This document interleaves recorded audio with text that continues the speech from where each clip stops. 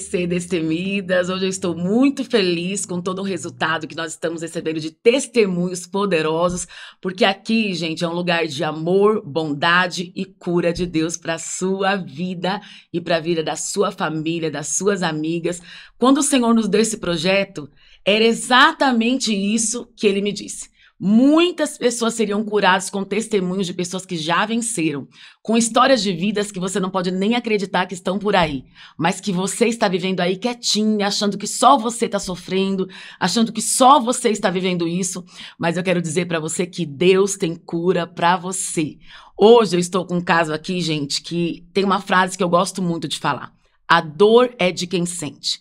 Essa pessoa que eu vou falar hoje, ela vai trazer uma história de vida. Para você ter noção, ela foi criada ao lado do pai sem saber que ele era o pai.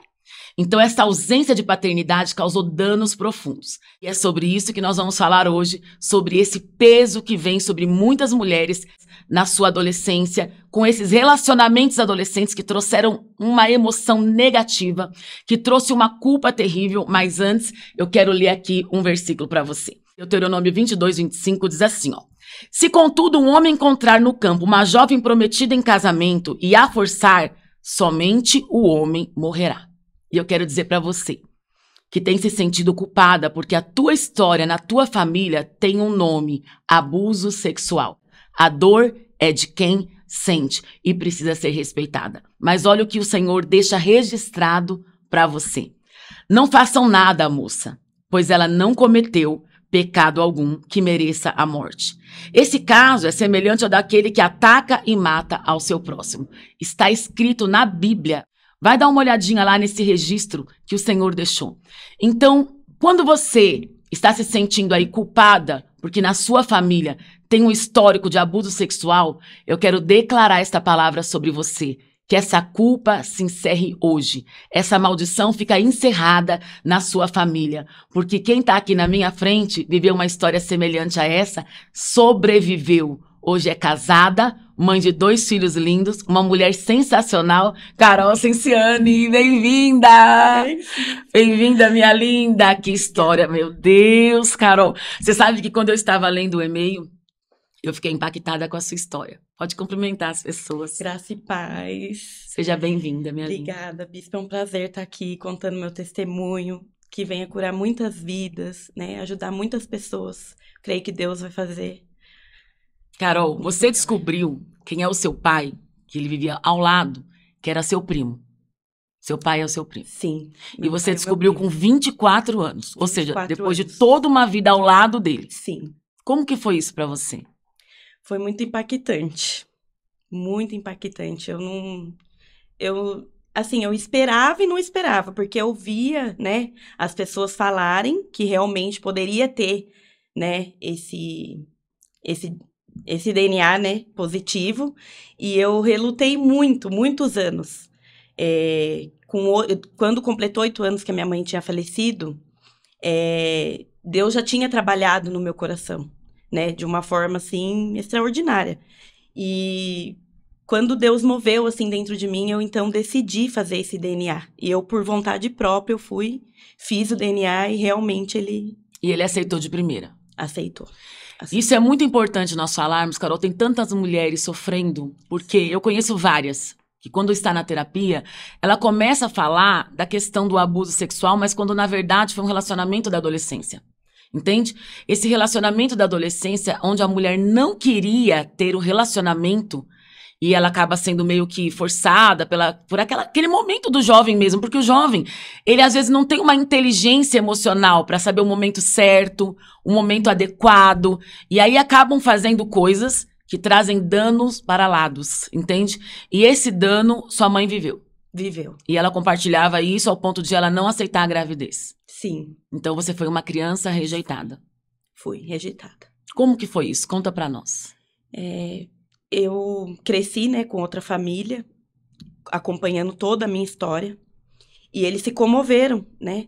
E quando minha mãe engravidou e eu nasci, eu fiquei, né, ainda no hospital, que eu nasci desnutrida, né? Que a minha mãe, assim, virou a cabeça, usou muita droga na minha gravidez. E então a minha A minha mãe, que me criou, vendo tudo aquilo, falou, não, traz pra mim que eu vou criar. Eu vou criar e vou dar todo o amor. E aí eu comecei a morar com uma outra família, né? Que hoje eu falo que é a minha família. E sempre tive relação com as duas, tanto a biológica quanto porque morava de frente, né? Uma da outra. E ali a minha mãe nunca escondeu nada de mim, a minha mãe de criação. Sim. Ela sempre contou tudo, eu sempre soube Sempre quem disse, foi a sua minha mãe mãe, é aquela quem ali. foi a Ana Carla. Aham. Ela sempre falou, sempre, nunca deixou nada à escondida. E a minha mãe sempre serviu a Deus. A sua mãe, você foi parar na casa da vizinha, que assistiu essa rejeição, a gravidez indesejada, e ela decidiu te amar. Me amar. Que coisa linda. E ela era cristã. Era cristã. E isso te livrou da morte, Me você livrou sabia? da morte. Porque conhecendo a tua história hoje, nós compreendemos como o inferno lutou para que você não sobrevivesse. Sim. Desde pequena Muito. você tinha, então, desnutrição. Desde pequena. Então, essa questão não só da rejeição, era uma questão física também. Você era uma bebê desnutrida. Sim, era desnutrida, tinha uma infecção grave no ouvido. Também não nascia cabelo. Até a minha mãe brincava, né? Falava, nossa, será que não vai nascer cabelo? Que já tá quase 1 ano de idade e não nascia cabelinho ali. E ali ela ficou, né, meio que desesperada. Só que me levou ao médico, fiz todos os exames. Graças a Deus não tive nada, só a desnutrição mesmo. Você sabendo que sua mãe estava bem presente, mas que era uma pessoa que era usuária de drogas, como que você se sentia sendo uma adolescente, vivenciando uma casa abençoada de uma mãe cristã, que te amava, que te acolheu, e você olhando a tua mãe biológica, porque nós sabemos que existe um sentimento. Sim. Né? Não tem como ignorar o sentimento. Você deve olhar como que era o teu sentimento, o que passava pela tua cabeça. Então, o meu sonho era, né, assim, não desfazendo da família de criação, né? Sou muito grata a Deus, porque foi Deus purinho na minha vida ali. Mas eu sempre tive o sonho de crescer, né? Com a minha mãe, com meu pai, com meus irmãos ali. E vendo todo mundo, assim, um pra lá, outro pra cá. A minha mãe naquela situação. Era um peso que eu carregava, assim, que não sei, era surreal, sabe? E o que mais, assim, me marcou, que eu falo, hoje não dói mais, porque eu fui curada. E, assim, na escola, muitas pessoas viam a minha mãe na situação que ela tava de rua. E os pais, né, das minhas amigas, e muitos delas não queriam andando comigo, porque achavam que eu ia ser igual. E achavam que eu ia levar elas para um caminho ruim. E hoje, né, eu tô onde eu estou.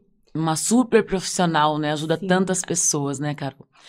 O que acontece? Essa questão da rejeição acompanhou a tua vida, então. Não só a rejeição familiar, mas também a história da tua história, a tua própria história, trouxe para você na tua adolescência, infância, a rejeição. Trouxe muita rejeição. Se você tivesse que dar um conselho para quem tá passando por uma rejeição hoje, adolescente, imagina você lá, Carol Cenciani, lá adolescente, passando na escola e sofrendo todos esses abusos de bullying, de preconceito, o que você diria para as pessoas que estão assistindo? Primeira coisa, levanta a sua cabeça. Levanta a sua cabeça e tenha fé, porque Deus, Ele faz, Ele transforma, Ele restaura. Hoje eu tô aqui curada, grata por tudo que Deus fez na minha vida, que uma coisa que era motivo de vergonha, era aquelas bagagens que eu trazia, que eu trouxe a vida inteira. Deus, Ele pode mudar. E Deus, Ele sempre vai estar com você. Não importa hoje o que você está passando, essa rejeição. Deus, Ele é tremendo. O amor dele supera todas as coisas. O amor de Deus, ele supera qualquer rejeição nesse mundo. Eu posso ter sido rejeitada pelo homem, mas para Deus eu nunca fui rejeitada. Isso é maravilhoso. Sabe quantas pessoas precisam? Porque às vezes a pessoa está sendo rejeitada e ela acha que Deus a abandonou. Deus nunca te abandonou. Porque por mais que a história esteja ruim, às vezes você veio de uma família desestruturada, mas você pode fazer a escolha de fazer uma família diferente. Com certeza. Que foi exatamente o que você fez. Hoje ela tem 2 filhos lindos, né? Um casalzinho de filhos lindos. E batalhando pela tua família, que eu sei que você batalha pela família, não é verdade? Batalho muito. E isso é maravilhoso, porque assim, você poderia falar, eu tô só repetindo uma história. Fazer o quê? Não é verdade que muitas pessoas, elas acabam se entregando, sabe? Eu nasci pra ser essa pessoa aqui. Ninguém me ama, sabe? Porque quantas vezes você se sentiu sem amor? Quantas vezes, Muitas Carol? vezes. Muitas. Acho que a maior parte da minha vida. A maior parte da vida. Da minha vida. E quando foi que Jesus te encontrou? Porque embora você estivesse numa casa cristã, a decisão de amar a Jesus, ela aconteceu quando você tinha 18 anos. 18 anos. 18 anos. E como que foi esse encontro com Deus? Com essa história de rejeição, assistindo a mãe moradora de rua, mais presente na cidade, no bairro, você acompanhando a história, aquilo que as pessoas falavam, tendo o pai ao lado, sem saber que era o pai, mas você desconfiando que havia alguma coisa ali. Como que foi esse momento de você se encontrar com o amor de Jesus? Foi maravilhoso. Na verdade, bispa, eu sempre esteve ali com o amor na minha frente. Só que às vezes a gente não enxergava, eu era muito nova. Mas quando eu fui conhecendo a Deus, com os meus 18 anos que eu fiz o meu primeiro encontro com Deus, que eu tive o meu primeiro encontro com Deus, Deus foi assim, foi surreal, sobrenatural. Foi quando Deus, ele testificou no meu coração: você é alguém. Você tem um lugar na mesa. Você é filha. Não desista. Não desista. Não sei hoje o que você pode estar passando, mas não desista. Confia no Senhor, porque Ele é fiel para começar e para terminar a boa obra. Dentro dessa história, Carol, quando você olha a tua realidade, agora você encontra o amor de Deus. E aí o Senhor começando a trabalhar na tua identidade. Porque ela é uma mulher firme, viu, gente? Determinada. Não era pra ser assim, né? Não. Porque os traumas, eles vão te deixando pequenininha, sabe? Os abusos vão te deixando pequenininha. A história da família vai te deixando pequenininha. Mas aí você se vê pequena diante de tantas pessoas poderosas, né? Que são amadas, relevantes na terra. E como foi que Deus restaurou essa identidade? Quando ele disse, você tem um lugar na mesa. Não é tão fácil sentar na mesa com uma história dessa. Você aceitar o teu destino. Porque muitas pessoas que estão nos ouvindo, Carol, elas receberam essa palavra, você tem um lugar na mesa. Mas elas não conseguem se posicionar na graça abundante do Senhor. Porque a maior história da Carol é muito incrível, porque ela fala do perdão do pai. Porque ama o pai, independente dele ter ficado ao lado 24 anos ali, ó. Um morador ao lado de casa, sabe, presenciando a vida dela todo esse tempo, que só veio descobrir aos 24 anos, mesmo assim ela decide amar e perdoar o pai. Como que foi essa questão de aceitar a graça de Deus na tua identidade? É o posicionamento. Eu tive que querer, porque só dependia de mim. Ou eu vivia com aquela dor, ou eu me libertava dela. Você faz terapia, Carol? Não. Você nunca fez terapia? Nunca fiz terapia. terapia. Essa é a frase de quem fez terapia. Quem te ensinou isso? Ninguém. Meu Deus, isso é forte. Aceita o teu destino. O que acontece? Aceita. Essa é a minha história. Não dá pra esconder. Não é verdade? A minha história é essa, foi isso que eu vivi, mas agora o que eu faço com essa história é uma responsabilidade minha. Exatamente. E aí você decidiu perdoar. Decidi perdoar. Quando foi que você todo o meu decidiu? coração. Eu decidi perdoar quando eu descobri, né? Não vou mentir, no começo foi muito difícil, eu me escondia. Eu entrei numa depressão profunda, eu não queria sair do quarto, não queria ver ninguém. Eu sentia vergonha. Eu falava, o que as pessoas vão pensar de mim? Eu sou uma vergonha para minha família, eu sou uma vergonha para todos. Eu não vou conseguir sair disso, né? Por quê? Questionava muito. Mas eu aprendi no andar da nossa caminhada que a gente não deve questionar a Deus. Deus, ele tem um propósito para todas as coisas debaixo do céu. É o que eu sempre meditava ali. E o fardo de Deus, ele é leve, ele não é pesado. Então você decide. Por isso que eu falei, a gente tem que decidir. Ou a gente perdoa, ou a gente vive com aquela dor. Que a gente sabe que tem que liberar perdão, né? A minha vida inteira. A minha vida inteira. E a minha mãe também me ensinou. Sempre os princípios. E a primeira coisa que a minha mãe falava, perdoe. Perdoe, filha. Que coisa linda. Outra coisa também, bispa, que marcou muito a minha infância. eu também poderia ter crescido e não ter esse vínculo com a minha mãe, esse afeto, porque não existiu. Uhum. Lembro poucas coisas assim da minha mãe. E a minha mãe de criação sempre falou: você nasceu da barriga dela. Ela também é a sua mãe. Isso também é uma coisa sensacional. Ter essa mãe que faz esse elo de amor entre você e Deus, mas que não traz negação na tua história. Nunca Isso é trouxe maravilhoso. negação. Ela sempre me ensinou: Carol, a sua mãe, eu sou sua mãe, mas você nasceu aqui, do coração. Mas a sua mãe, que você, né, que você nasceu foi da barriga dela.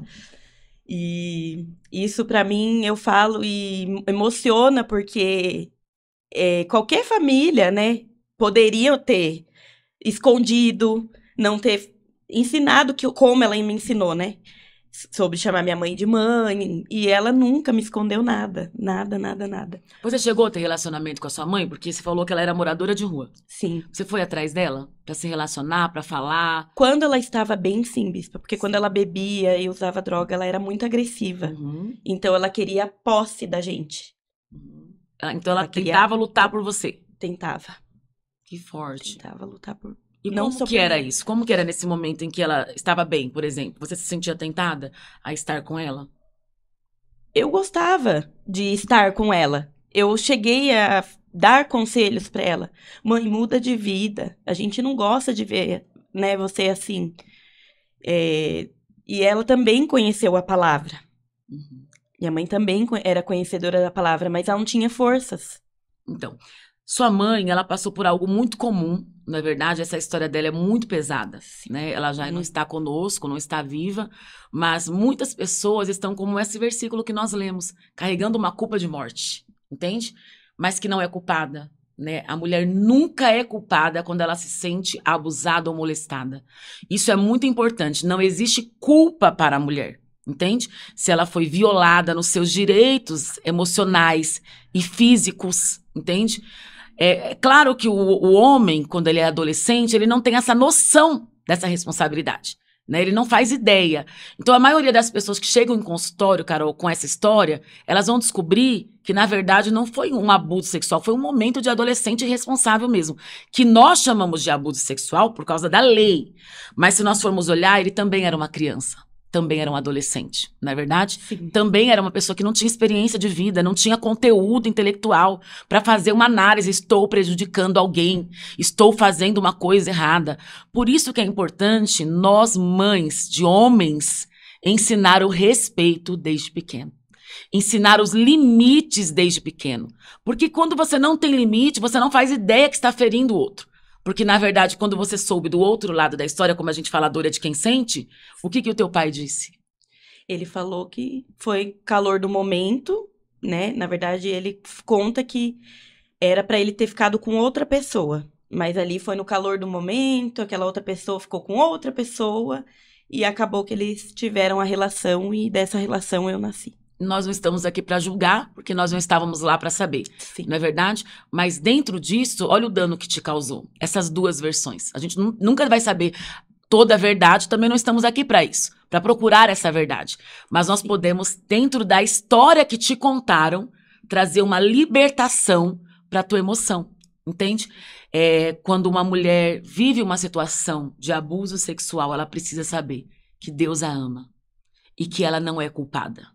Né? Então, você pode dizer aí, você que está em casa ouvindo, se você tem sentido dor de morte ao ponto de você abdicar da tua vida, como ir para as drogas, ir para vícios, como, por exemplo, de comida, sabe? Pessoas que são molestadas, geralmente elas se tornam pessoas que comem demais para preencher aqueles vazios, sabe?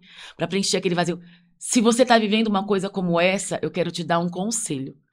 Leia esse versículo. Sabe? E tome posse. O Senhor diz, você é inocente. Se nós estivéssemos aqui diante de um julgamento, o Senhor, ele te diria, você não é culpada, saia desse lugar de morte. Porque, veja bem, quando eu começo a lidar melhor com a minha condição, com a minha história, quando eu aceito a minha história, seja ela boa ou ruim, aceitar não é você, e tá certo, não é questão de estar certo, é a sua história. Você pode tomar uma decisão melhor. Como, por exemplo, se sentir livre da culpa. Como, por exemplo, perdoar. E o perdão não diz respeito a você validar que o outro não fez nada. Não, ele fez, por isso que eu preciso perdoar. Né? Na minha cabeça, ele fez. Então, se ele fez alguma coisa comigo, me abandonou, me desonrou, eu preciso entender isso. E o que eu faço com esse entendimento? Trago perdão. Porque o perdão liberta a mim. O perdão me tira da culpa, me tira daquele lugar, daquela maldição familiar.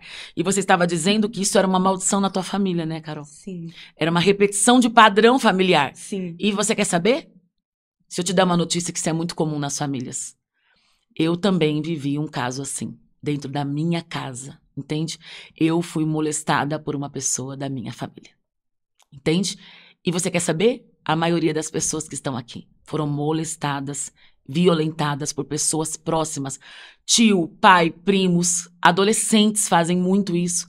O adolescente que foi molestado tende a ser o molestador no futuro. Até porque na cabeça dele ele não enxerga, estou violando alguém.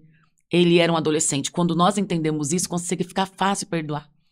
Porque quando o teu filho for adolescente, quando você se torna adolescente, você percebe a loucura da falta de comunicação dentro das famílias, que tem prejudicado muitas pessoas.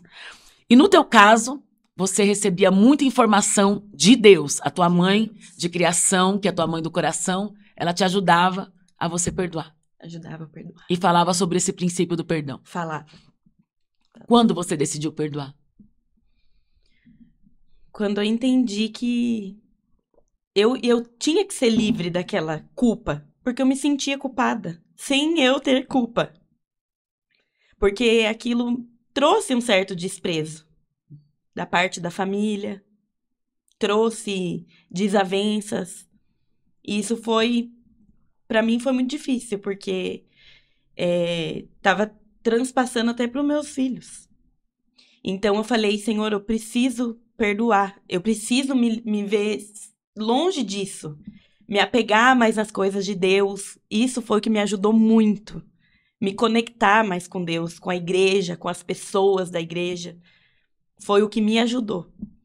Carol, é tão sentir amada. forte isso, né? Essa questão da... porque o que fizeram, os pais fizeram, não é a tua história, mas a tua história tem essa bagagem, essa dúvida, né? Que a família fica um contra, outro a favor, e uma hora nunca a gente sabe a verdade. Mas Deus conhece. E uma das coisas mais fortes para esse momento que eu quero te dizer que você deve levar para sempre. Diga, eu não sou culpada. Eu não sou culpada. Isso, porque você cresce uma criança tendo esse sentimento, uma adolescente tendo esse sentimento, e uma esposa, uma mãe tendo esse sentimento. Só que a culpa não foi você que praticou nada. Então você não deve carregar a bagagem dos outros. Nós não devemos carregar a bagagem de ninguém. A bagagem das pessoas diz respeito a elas mesmas. A minha história tem bagagem de alguém, mas não sou eu que carrego, entende? Existe uma linha lá. Alguém construiu, alguém fez coisas boas e coisas ruins. Mas eu tenho que construir a minha história. Exemplo, se eu sou filha de uma mulher boa ou de um homem bom, eu não me torno uma pessoa boa, eu tenho que fazer a minha escolha. Da mesma maneira, se eu fui criada ou se eu nasci de uma pessoa que tem um caráter duvidoso, essa é a história da pessoa, não é a minha história. Cada ser humano tem que construir a sua história. E quando foi que você decidiu construir a sua história? Quando Deus falou pra mim, você vai sair da sua casa honrada. Saiu casada. Saí casada. Casou de noiva? Não, ainda não. Ainda não. Casei. Depois de 2 anos tive o Matheus, né? Hoje com 5 anos.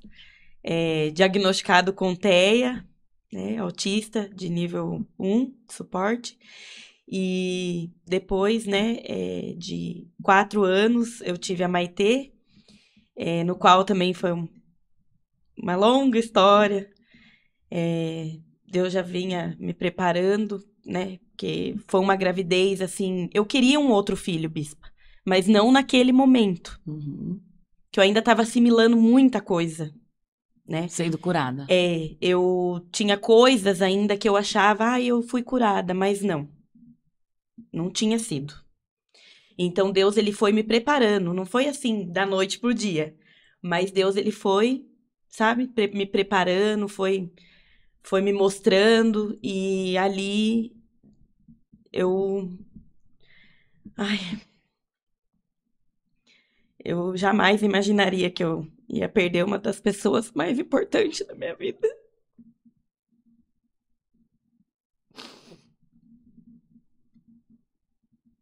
Nesse momento que você estava grávida, Quando eu engravidei, no comecinho também passei por outra depressão, porque eu não queria. Trabalhava longe de casa, ficava muito tempo longe de casa. Minha mãe já estava também na cama. E ali Deus foi trabalhando, comecei a fazer as coisas na igreja. E ali eu fui me alegrando. E uma coisa também que eu vou abrir aqui muito forte.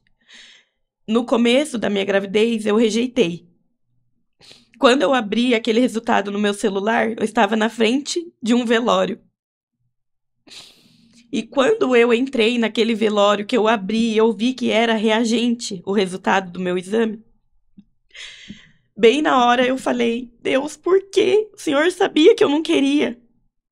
E na hora, bispa, que eu entrei naquele velório, que eu estava indo num velório da mãe de uma amiga minha, eu olhei, na primeira salinha do velório, estava velando uma menininha, num caixãozinho branco. E o Espírito Santo testificou no meu coração. Você está rejeitando algo que eu te dei. Olha para essa mãe. meu Deus. Ela tá perdendo. Eu tomei de volta para mim. E ela queria a criança, obviamente. E eu ali rejeitando o que Deus tinha me dado. E eu sempre falei, se eu engravidar de novo, eu quero uma menina para formar um casalzinho. E ali eu chorava tanto, tanto, tanto, tanto. Eu ligava pro meu marido, ainda não tinha falado da gravidez. E ele também não entendia porque eu chorava tanto, porque não era uma pessoa, né, a pessoa do velório, né, que estava velando, ele não era uma pessoa tão próxima a mim. E ele até falou, nossa, mas por que você tá chorando tanto? E eu só sabia chorar. E ali eu ajoelhei e pedi perdão para Deus. Falei, Deus, me perdoa. Me perdoa. Porque eu nem sei o que eu tava falando. E ali foi uma virada de chave na minha vida. Fui embora. Falei, vou fazer uma surpresa pro meu marido no culto. Foi quando eu fiz o balão, né, pro Matheus entrar como o irmão mais promovido ao irmão mais velho. E ali Deus foi me tratando e eu não entendia, né, no começo eu não entendia. E eu questionava Deus. Eu falava, por que Deus? Eu não queria Porque agora. naquele momento, sabe o que acontece? Nós nunca sabemos do amanhã, mas Deus sabe. Ele é onipresente, ele é onipotente, ele está em todos os lugares, ele conhece o nosso futuro. Quando o Senhor decide fazer algo na nossa vida, ele está pensando no que vem pela frente que nós não conhecemos. E o Senhor, ele estava te preservando para te deixar de pé. Foi. E aí, passado os meses, a minha irmã me liga um dia. Carol, você consegue levar a mãe até o hospital? Que ela não tá legal, né? Já fazia um bom tempo que ela não tava nem conseguindo ir ao banheiro. E eu falei, não, eu levo ela. Eu levo. E Deus foi tão tremendo, sempre, sempre na minha vida. Por isso que eu falo, não desista. Deus sempre tem um propósito em tudo na sua vida. A minha mãe, eu levei ela para o hospital, bispa, já com um barrigão de 9 meses. Era uma gravidez de alto risco, que eu tinha pressão alta, diabetes gestacional. E ali eu fiquei com a minha mãe o tempo todo com ela no hospital. Só que eu jamais ia imaginar que eu ia tirar a minha mãe para não voltar mais. E aí foi quando a minha mãe ficou, né, no hospital, e no dia 1º de janeiro a minha mãe veio a falecer. Aí eu entendi que Deus tinha mandado a minha Maitê para me confortar da perda da minha mãe. Meu Deus. Isso é maravilhoso. Olha que forte, né? A rejeição, ela é uma bagagem. Na verdade, ela fica escondidinha ali na emoção. E por isso que ela falou que ela não se sentia curada. Porque como que ela percebe que ela não se sentiu curada? Porque quando ela se viu rejeitando, ela falou, o que eu tô fazendo? Não é verdade? Você fala, meu Deus, o que eu tô fazendo? Então não é uma resposta racional. É uma resposta que você tá sentindo ali, né? No momento você começa a rejeitar porque você acostumou a sentir a rejeição. Não é uma coisa racional. Mas exatamente isso, a construção dessa nova história está exatamente na decisão da racionalidade. Sabe, de você falar, peraí, o que eu tô fazendo? Isso não tá correto? Isso aqui é de quem? De quem que é isso aqui? Meu não é. Então, eu sempre falo, você tem uma bagagenzinha fechada, você vai abrir exatamente quando chegar no destino. Na hora de amar alguém, a malinha é aberta. O que tem lá dentro? Rejeição. É o que você vai entregar. Por isso que abre a mala, sabe? O telhado você tem que arrumar quando não está chovendo. Então, por isso que a terapia é importante. Você vai pra terapia, você vai trabalhar isso. Pra quando chegar, tô grávida. Opa, vou amar. Ó, de primeira. Eu não preciso sentir alguma coisa, abrir a bagagem e ter uma surpresa lá dentro. Não é verdade? Mesmo porque não tem como ser diferente. Essa é a tua história. A história da rejeição vai manifestar a rejeição. Mas quando Jesus entra, ele muda a história. E a Maitê é extremamente amada, extremamente querida, né? Extremamente linda, extremamente maravilhosa. E quando o seu pai recebeu a notícia que ele abriu lá o DNA, que realmente era ele, como que foi essa conexão da paternidade, dessa cura da paternidade? Que, claro, não é um processo ainda de uma vida, não é verdade? Os 24 anos longe, temos aí 24 anos pela frente de restauração. Mas como já tem sido isso na sua vida? No começo, parecia estar mil maravilhas. Mas aí foi passando tempo, os dias, ele deixou de ligar, deixou de perguntar, tanto de mim quanto das crianças. Aquela ligação que a gente tinha lá atrás foi se desfazendo. E hoje a gente não se fala mais. Você tem que sentimento por ele? Que sentimento eu tenho por ele? Olha. Ódio não tem mais. Não. Raiva, nada. Nada. Mágoa, nada. Isso é uma coisa importante que eu quero falar. O que acontece, Carol?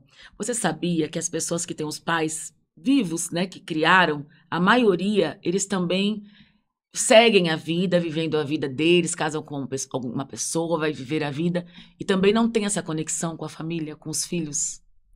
Às vezes você tá vivendo exatamente essa história, você pensa, poxa, ele poderia me amar, então ele não me ama, por isso que ele não liga. Na verdade, tem pessoas que são assim, frias.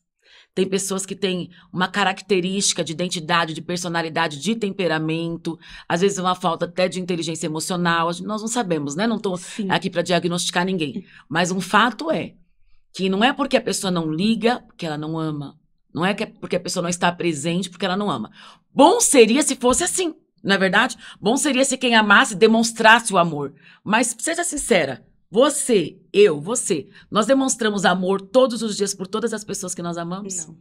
Olha aí, quando nós fazemos terapia, é isso que a gente encontra. Peraí, eu também não tô ligando pra alguém que eu amo de verdade. Então, eu não posso dizer, ele não me ama. Eu tenho que ouvir da pessoa. Se realmente ele disser, não te amo, aí a gente resolve em terapia, né? Busca Deus, ora em línguas, busca um ajuste, né? Mas eu não posso tomar a resposta da boca do outro quando ele não fala. E tem um detalhe muito importante, né, que eu quero deixar aqui um exemplo da minha própria vida. No meu livro eu conto isso. No meu livro Cortinas, que é o meu primeiro livro, né, que eu escrevi quando eu era adolescente, 25 anos, eu era jovem, eu tinha uma dificuldade de relacionamento com a minha mãe. E eu não tinha nenhum conteúdo científico, tá? Isso daí era uma coisa minha mesmo. E eu fui orar e eu falei, meu Deus, olha, minha mãe não me ama. O Senhor falou, quem disse isso? Ah, porque ela não me liga, ela não vem na minha casa. O Senhor falou, você também não liga, você também não vai na casa dela. Tô te falando, tá escrito, tá? Esse livro eu escrevi com 25 anos. E o Senhor falou, ligue pra ela agora. E eu liguei pra minha mãe. E eu falei, mãe, tá tudo bem? Mãe, eu quero dizer que eu te amo, né? E de lá pra cá, eu me tornei essa pessoa de conexão. Então, por isso que eu me tornei essa pessoa que faz conexão com as pessoas. Porque essa é a minha história também. Eu tinha no meu coração uma dúvida do amor da maternidade. Eu tinha uma lacuna, né? Eu tenho uma história longa que não cabe aqui, até porque essa história é a sua, né? Mas o que aconteceu comigo, Carol? Eu entendi que aquela ausência que eu tinha da minha mãe, eu também tinha uma responsabilidade naquilo. Eu poderia ligar também. Então, eu comecei a ligar. Eu comecei se eu quero que ela venha hoje, eu mando dinheiro pra ela vir. Eu quero que ela venha no aniversário do Benjamin, né? Eu já mandei o dinheiro. Então, quero que a senhora venha. Eu quero. O quanto você quer a presença do seu pai hoje na tua vida?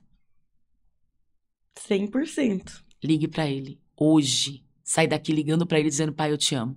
Mas e se ele não corresponder? Isso não tem a ver com a pessoa, tem a ver conosco. Eu não posso deixar uma dúvida no meu coração.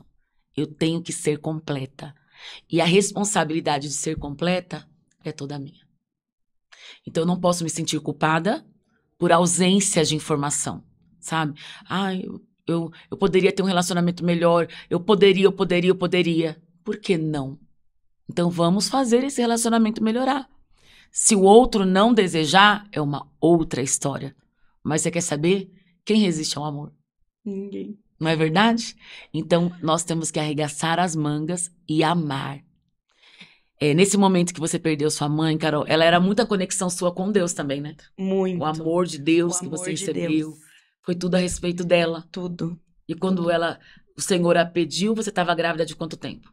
9 meses. Já pra ganhar. Já pra ganhar. Faltava quantos dias? Ela faleceu depois de 12 dias, a Maitê nasceu. Eu me lembro disso, foi muito forte. Foi muito. E muito, assim, prejudicial, né? Porque a emoção fica muito abalada. E aquele momento da nenê nascer, quando nasce, sara muito a dor do luto, não é verdade? Era sobre isso que Deus estava pensando. Foi. Deus, ele é especialista, Carol, em preencher vazios. Quando nós permitimos, exemplo, você que falou pra mim algo tão lindo, né? Se tivesse um título pra isso, era A Cura da Paternidade. Por que você disse isso pra mim?